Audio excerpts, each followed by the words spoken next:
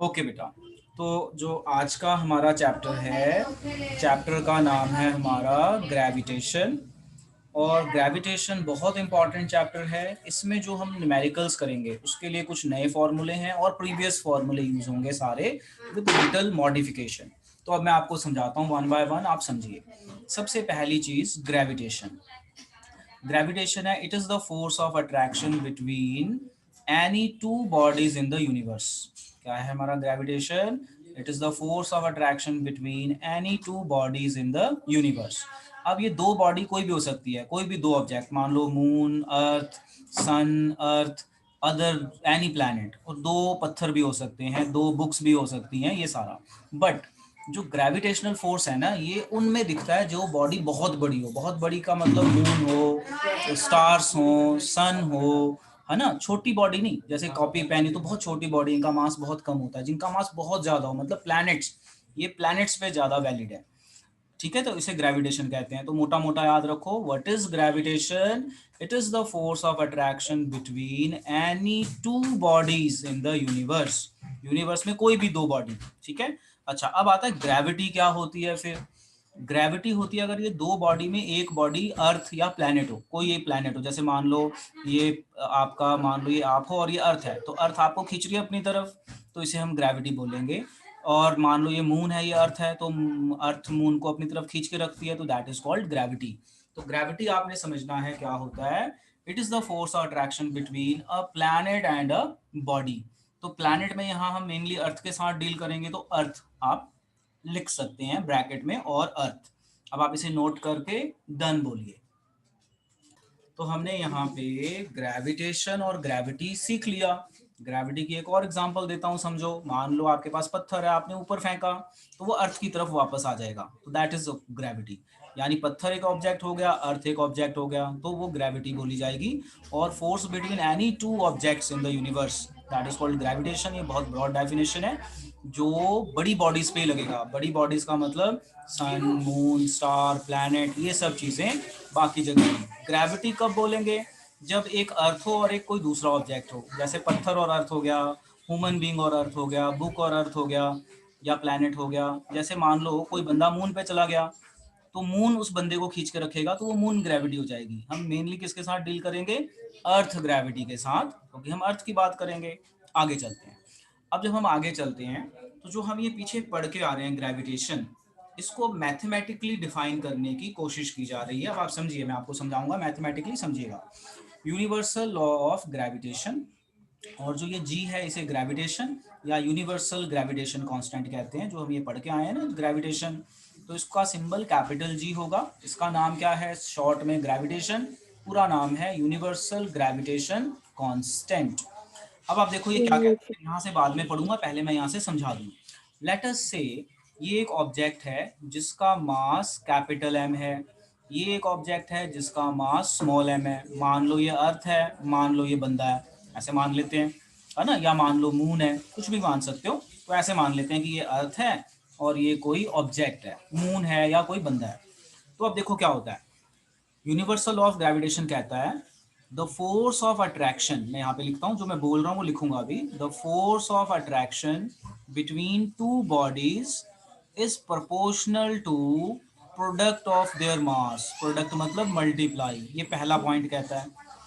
ये कहता है कि मान लीजिए दो ऑब्जेक्ट हैं यूनिवर्स में, एक का मास कैपिटल एम है, एक का स्मॉल एम है। आप M1 M2 भी ले सकते हैं, कोई दिक्कत नहीं है। तो ये कहता है universal law, the force of attraction between any two body is proportional to product of mass multiply. और ये डिस्टेंस, दोनों के बीच का जो डिस्टेंस है उसे d बोल दिया।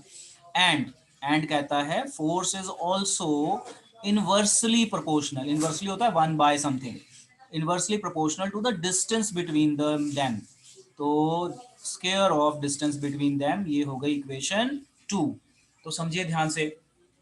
यूनिवर्सल लॉ ऑफ ग्रेविटेशन कहता है force of attraction between any to object in the universe is proportional to product of their mass, and inversely 1 divided by something is called inversely, and is inversely proportional to square of distance between them.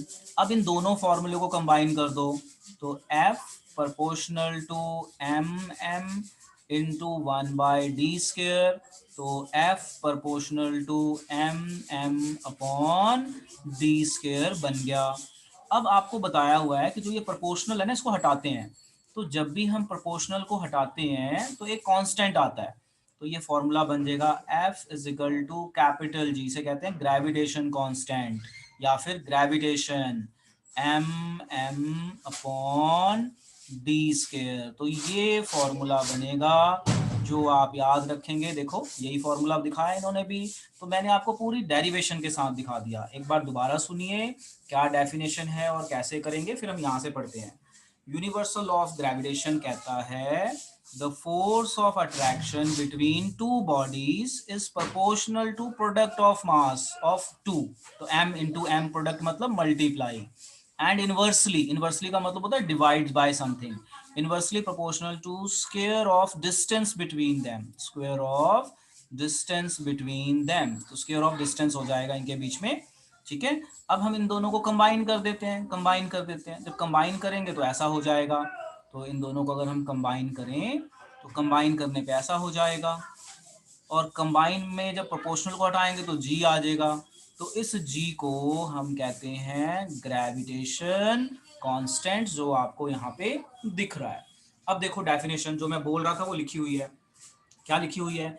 Every particle in universe attract every other object directly proportional to product of their masses. देखो ये है main answer, directly proportional है ना। यहाँ से शुरू करते हैं, proportional to product of their mass, product मतलब मल्टीप्लाई, इसकी बात कर रहा है।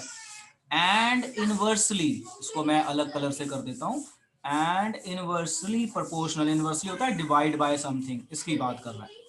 Inversely proportional, inversely proportional to square of distance between their centers। बस ये और ये। अब आप इसे नोट कर लीजिए, नोट करके याद कीजिए, और मैं सुनता हूँ रैंडमली, सो जल्दी नोट कीजिए। ओके जी, अब आपका काम क्या है कि इस डेफिनेशन को याद करना और मुझे नेक्स्ट क्लास में सुनाना। अब हम आगे चलते हैं, इसकी यूनिट्स समझते हैं और इसकी वैल्यू याद करेंगे कितनी होती है, ठीक है। लो जी, अब हम आते हैं आगे। तो अभी अभी हमने एक फॉर्मूला डिराइव किया, जिस फॉर्मूले का क्या नाम है? Universal law of gravitation. तो F is equal to G m upon d² हमने पढ़ा। अब मैं यहाँ पे जो आपको बता रहा हूँ, जी को हम क्या कहते हैं? हम जी को कहते हैं ग्रेविटेशन शॉर्ट में, और पूरा ग्रेविटेशन कांस्टेंट, या फिर हम इसको कहते हैं यूनिवर्सल ग्रेविटेशन कांस्टेंट। जी की वैल्यू 6.67 इंटू 10⁻⁻11 ली जाती है। साथ में इसकी कुछ यूनिट्स होती हैं। यूनिट क्या होती हैं? देखो, यूनिट होती है हमारी न्यूटन मीटर स्क्वायर पर केजी स्क्वायर। अब कई बच्चे सोच रहे होंगे ये यूनिट कैसे आई, तो ये यूनिट ही मुझे बतानी है, ये वैल्यूज तो आपको याद रखनी है क्योंकि कांस्टेंट है। तो इसे आप स्टार बना देता हूँ, 3 स्टार, ताकि आप इसे याद रख सकें। अब चलते हैं आगे। अब देखो ये यूनिट्स कैसे आए, तो हम क्या करते हैं, हम जी को एक साइड कर लेते हैं, क्रॉस मल्टीप्लाई करो, जी को एक साइड ले आओ। तो जी को एक साइड ले आए तो F into d² divided by M आ जाएगा। बोलो बच्चों, आ जाएगा इतना? बोलो, आ जाएगा। ओके, अब देखो हमें पता है फोर्स की यूनिट न्यूटन होती है, डिस्टेंस की यूनिट मीटर, तो ये 2 बार है तो मीटर स्क्वायर हो गई। ये केजी है ना, केजी 2 बार है ना, ये मास की केजी, तो केजी कितना हो गया? KG square. तो देखो क्या बनी यूनिट, बताओ क्या बनी यूनिट? यूनिट बन गई newton metre square divided by KG square. अब समझ में आया इसकी यूनिट कैसे बनी? बोलो। Yes sir. तो ये बनी यूनिट, और ये वैल्यू आपने बेटा याद कर लेनी है। जो यहाँ पे वैल्यू मैंने लिखी है, this value you have to learn, this is the value of capital G. और ये यूनिट्स कैसे बनती हैं, ये यूनिट्स मैंने आपको बता दी कैसे बनती हैं। तो ये सारा एक्सपेरिमेंटल वैल्यूज हैं, तो you have to learn this all experimental values. चलिए इसे नोट कर लीजिए, नोट करके डन बोलिए और लर्न भी कर लीजिए साथ के साथ। ओके बेटा, तो हमने यहाँ पे ग्रेविटेशन कांस्टेंट की क्या वैल्यू होगी, और ये फिक्स होती है, जो ग्रेविटेशन कांस्टेंट है ना इसकी वैल्यू हमेशा फिक्स होती है 6.67 या 6.7 ले लो राउंड ऑफ करके, और ये सारा सेम रहेगा। और ये यूनिट्स का मेन है, ये कैसे बनी है वो आपको मैंने बता दिया। अब आगे चलते हैं। जब आगे चलते हैं तो ग्रेविटेशन कांस्टेंट कोई बता रहा है, यानी जो हमने ये लिखा है इसी के बारे में बता रहा है। तो अब आप देखिए कैसे, it is equal to force of attraction between two unit masses when they are separated by unit distance is measured from their center। मतलब क्या कह रहा है, यहीं पे लिख के मैं बता देता हूँ। अगर आप इसे ध्यान से देखें तो अभी अभी हम फॉर्मूला पढ़ के आए हैं, G is equal to F M square by अपना मास इनटू मास। तो अपना ये मैंने यूनिट लिख दिया, D square mass into mass. अब देखो कह रहा है it is equal to, gravitation की बात कर रहा है, it is equal to force, कह रहा है ये फोर्स के बराबर है। अगर हम इसकी वैल्यू 1 यूनिट ले लें और इन दोनों की वैल्यू हम 1 यूनिट ले लें, तो ये 1 हो जाए, ये 1 हो जाए, तो ग्रेविटेशन किसके बराबर हो गया, देखो किसके बराबर हो गया बताओ। अगर मैं ये 1 डाल दूं तो किसके बराबर आ गया, G is equal to F आ गया।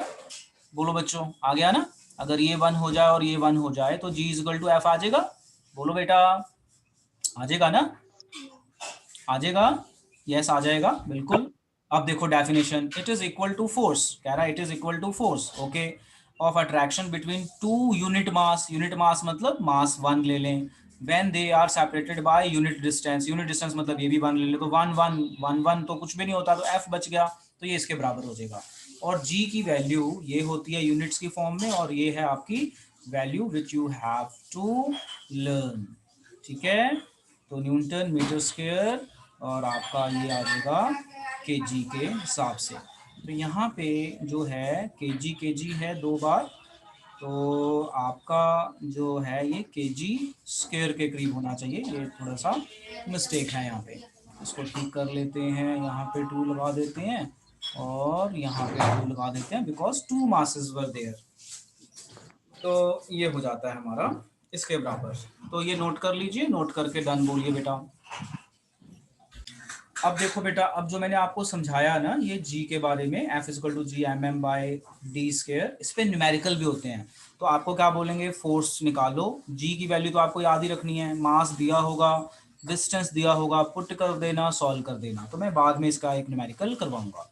अब हम आगे चलते हैं। अब हमारा टॉपिक है importance of universal law of gravitation. ये बेटा बहुत ही इंपॉर्टेंट टॉपिक है कि जो हमने यूनिवर्सल लॉ ऑफ ग्रेविटेशन पढ़ा है इसका क्या मतलब है। तो देखो ये ऑब्जेक्ट को अपनी तरफ खींच के रखता है, तो मान लो ये अर्थ है, मान लो ये अर्थ है ना, अर्थ, और यहाँ पे हम खड़े हैं या हम यहाँ पे खड़े हैं, मान लो ऐसे, है ना। कई बच्चे सोच रहे होंगे गिर जाएगा, वही नहीं गिरेगा, अर्थ सबको खींचता है अपनी तरफ, अर्थ जो है सबको, आपको पता है ना हमारी अर्थ गोल है, तो अगर यहाँ पे इंडिया है तो यहाँ अमेरिका होगा, तो वो गिरेगा नहीं, क्योंकि अर्थ सबको अपनी तरफ खींच के रखता है बिकॉज ऑफ ग्रेविटी। समझ में आया। मान लो यहाँ पे कोई बंदा है, कोई कंट्री है, मान लो यहाँ पे कोई कंट्री है, तो अर्थ गोल है ना, तो हर जगह ही बंदे हैं, लोग हैं, सब्सटेंस है, तो अर्थ हर चीज को अपनी तरफ खींच के रखती है ग्रेविटी के कारण, इसलिए कोई कहीं से नहीं गिरता, और अर्थ हमारी स्फेरिकल है, इस तरह से है, ठीक है, थोड़ा ओवल में है हल्की सी, तो यही इंपॉर्टेंस है। देखो importance number 1, the force that bind us to the earth, जो हमारी अर्थ है हमें पकड़ के रखती है, अगर हम जंप भी मारे वापस खींच लेती है नीचे, आप मार के देखो जंप, कितनी जंप मार लोगे वापस खींच लेगी, यहीं पे गिरोगे अर्थ पे, चाहे आप ना। तो ये पहला हो गया, the force that bind us to the earth okay.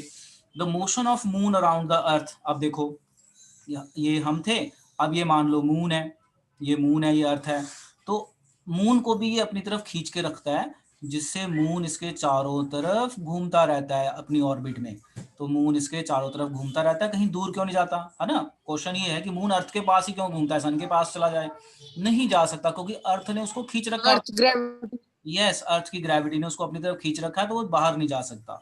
So motion of moon around the earth, तो ये दूसरी इंपॉर्टेंस। तीसरी, the motion of planets around the sun, अब आपको पता है अर्थ किसके चक्कर लगाता है, सन के, तो सबको किसने पकड़ रखा है, सन ने, यानी सन की ग्रेविटी।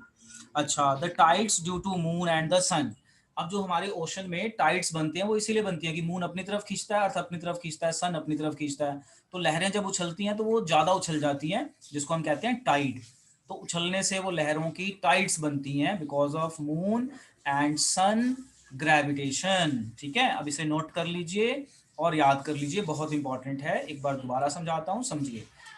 ये ग्रेविटेशन फोर्स है which bind us to the earth. Us मतलब हमें, ये हमें अर्थ के साथ चिपका के रखती है।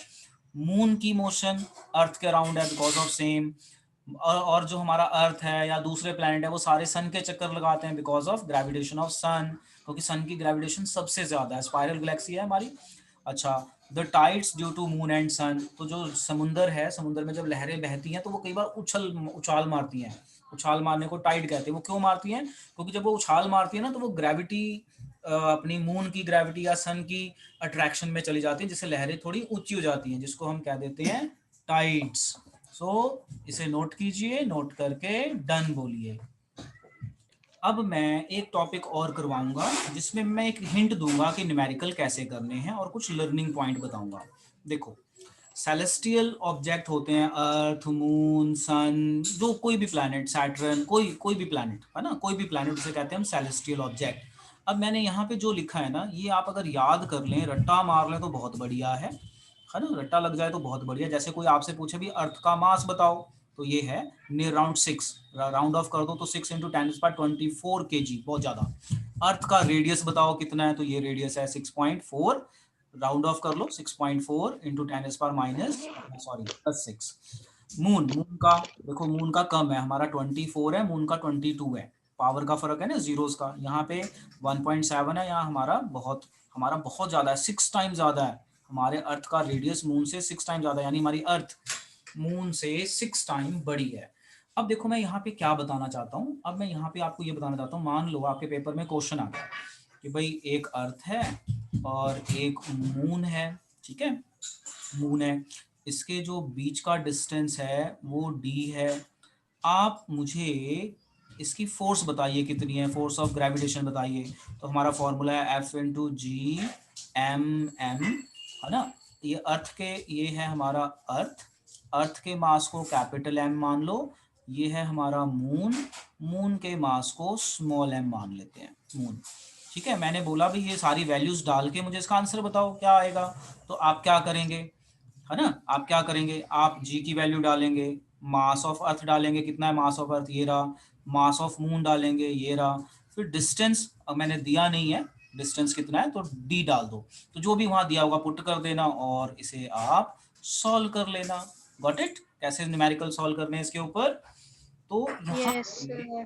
बच्चे बहुत कंफ्यूज होते हैं, तो मैं आपको बताता हूँ। जैसे लेटस से ये डिस्टेंस तो मैं डी मान लेता हूँ, एग्जैक्ट वैल्यू मेरे को नहीं ध्यान में, तो मैं इसे जस्ट डी मान लेता हूँ और आपको बताता हूँ इसे कैसे सॉल्व करेंगे। देखो, हम क्या करेंगे, जी की वैल्यू हमें पता है, तो 6.67 इंटू 10⁻11 इंटू अर्थ का मास कितना है, इसको राउंड ऑफ ले लो, 6 ले सकते हैं ना बेटा, राउंड ऑफ करके बताओ, कर सकते हैं। Yes, sir. इंटू 10⁻24। मून का मास कितना है, इसको 7.4 ले लें राउंड ऑफ करके, ले सकते हैं ना, बोलो, ले सकते हैं, है ना। Yes, sir. जो जो डिस्टेंस दिया होगा वो ले लेना, क्योंकि अभी मैंने यहाँ डिस्टेंस दिया नहीं, तो मैंने यहाँ पे आपको वैल्यू नहीं बताई कोई। तो अब बच्चे ना इसमें कंफ्यूज आते हैं, यार ये तो बड़ी मुश्किल कैलकुलेशन, इसको मैं कैसे सॉल्व करूंगा। तो देखो, शॉर्टकट बताता हूँ क्या करना है। आपने इन पावर्स का कुछ नहीं करना, आपने क्या करना है, इनको राउंड ऑफ कर लो। 6.7 इंटू 6 इंटू 7.4 इंटू 10। अगर बेस सेम हो तो पावर क्या हो जाती है, बोलो, बेस सेम हो तो Sir, power, add it. Yes, Add. -11 + 24 + 22। तो इसे सॉल्व कर लेना। अब आसान लग रही है कैलकुलेशन, कैसे करेंगे बताओ। Yes, sir. अब इसके बाद do your self, do yourself. तो मैंने यहाँ पे हिंट देना था कि आप कैलकुलेशंस को कैसे इजी कर सकते हो, तो वो मैंने हिंट दे दिया। तो आज हम यहीं तक करेंगे। अब आप इसे एक बार रिवाइज कर लीजिए और एक बार मैं दोबारा बता देता हूँ, फिर हम लेक्चर को स्टॉप करेंगे। देखो, मान लो पेपर में कोई न्यूमेरिकल आ गया, अर्थ और मून का आ गया या कोई और आ गया, तो आपको ना वो वैल्यूज देंगे और बोलेंगे फोर्स निकालो, ग्रेविटेशनल फोर्स निकालो। तो जी की वैल्यू हमें पता है, हम डाल देंगे। जो हमें बड़ा मास दिया होगा, चाहे अर्थ, जैसे इस केस में अर्थ, अर्थ का मास डाल दिया, फिर मून का मास डाल दिया। डिस्टेंस मैंने आपको दिया नहीं था तो मैंने डी स्क्वायर ही डाल दिया। अब यहाँ पे बच्चों की प्रॉब्लम होती है कि तो देख के डर जाते हैं, वो कैलकुलेशन कैसे करेंगे। तो मैंने हिंट दिया कैसे करना है, जो इसकी वैल्यूज हैं उसको मल्टीप्लाई कर लो पावर को एक साइड कर लो, तो बेस सेम हो तो पावर ऐड अप हो जाती है। तो बस ये तरीका है इसको करने का। अब आप इसे नोट कर लीजिए, समझ लीजिए, और ये अर्थ का मास और रेडियस याद कर सकते हो तो बहुत बढ़िया है, बहुत बढ़िया अगर आप इसे रट सकते हो। तो इतना कर लो, आज के लेक्चर में हम बेटा इतना ही करेंगे, और सारी डेफिनेशंस को अच्छे से याद करो।